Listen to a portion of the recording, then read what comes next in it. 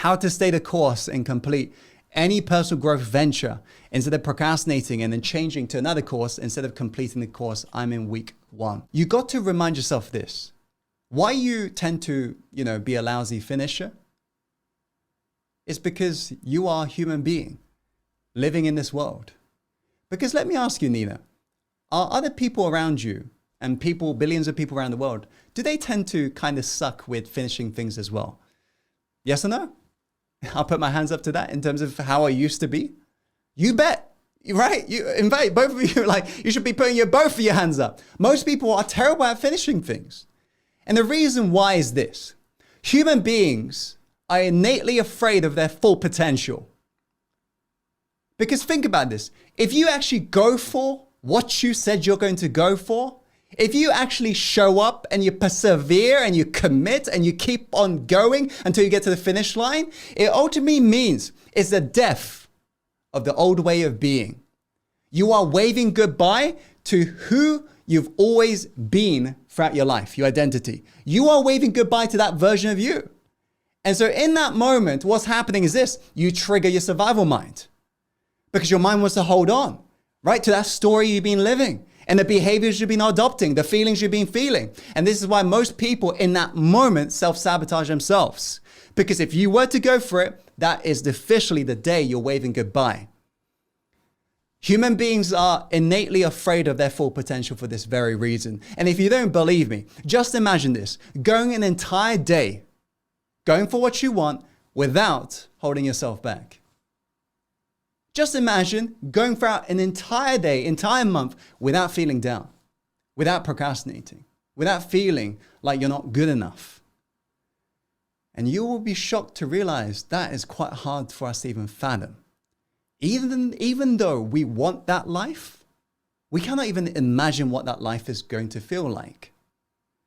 Because deep down, again, we are afraid of who we are, really, the potential. So if you want to be the exception and not the rule, then you got to do what the very few individuals are willing to do. If you want to be part of the 1%, do what 99% are refusing to do. Let me ask you, do you think the 1% go for it even when it's uncomfortable? Do you think the 1% show up for themselves? Do you think the 1% persevere even when they want to quit? You bet. What do 99% of people do? They give up when things are hard. They say, I can't do this, I can't afford this, whatever it may be. They come up with reasons in terms of why they can't have results. And this is why a wise teacher of mine always said this to me. He said, Tim, in every single moment, you got to ask yourself, is what you're about to do exactly the same as 99% of people around you? If that's the case, then wake up, Tim, because you are just like being like them. If you want to get different results, be different. If you know this thought you're thinking is what everyone else is thinking, then you want to think different.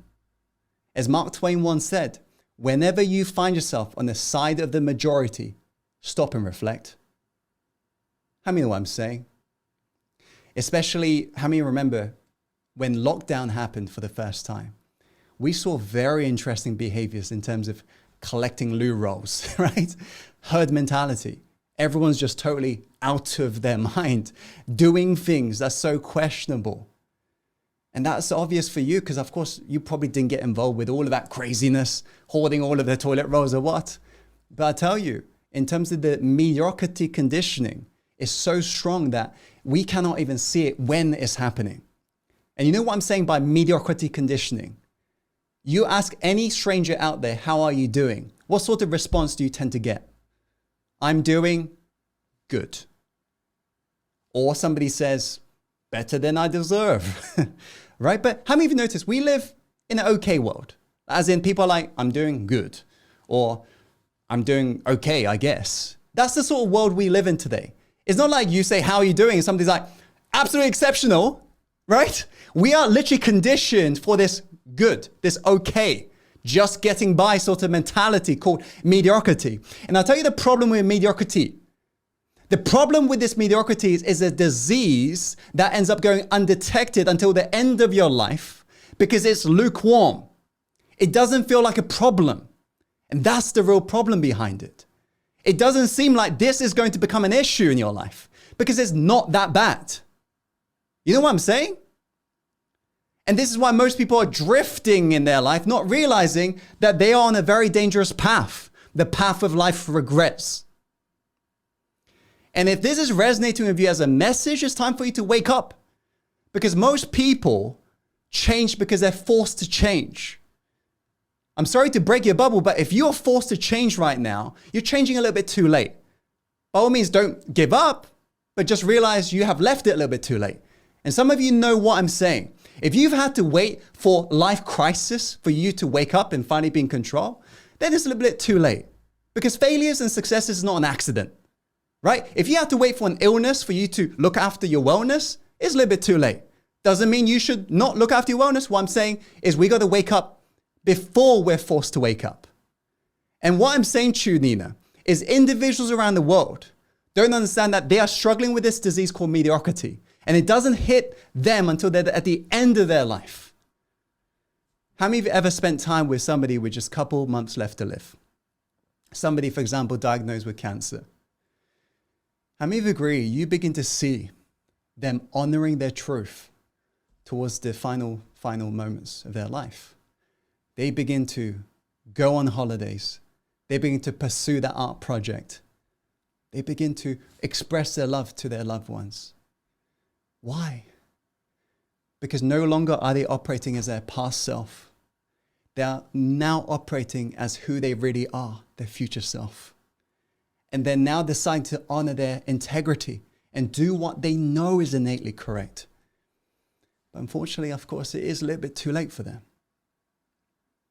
I saw this with my, who we call dad. He's my stepdad, because I don't know my real dad, of course. I saw this with my stepdad, who passed away back in April. Prior to this, he was going for all those things that I've never seen him go for. It was like a different person showing up. You don't want to wait for the concept of death for you to do stuff that's important to you. You can decide to wake up far in advance of the end. Is this making sense? So remind yourself, inaction is a still form of action. You not doing anything with your life is a still form of action. Indecision is a still form of decision. And it's the worst form of decision you can ever make in your life. Decide to wake up today instead of getting to the end of your life, secretly hoping that you wish you woke up earlier.